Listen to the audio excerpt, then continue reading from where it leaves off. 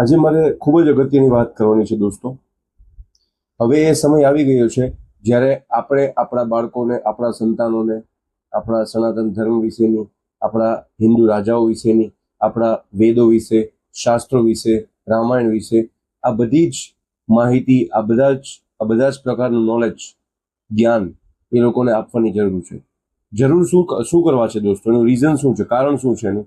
કેમ કે આપણા સંતાનોને આ બધી વસ્તુની કોઈ પણ માહિતી આપવામાં આવી નથી. આપણા જે ભણતરના પાઠ્યપુસ્તકો છે એમાં પણ આપણા ધર્મ વિશે કોઈ પણ માહિતી આપવામાં આવતી નથી, અને ઉલટાના આપણા હિન્દુ રાજાઓને અને આપણા ધર્મને નીચો બતાવવામાં આવી રહ્યો છે, એમને ખોટી રીતે બતાવવામાં આવી રહ્યો છે.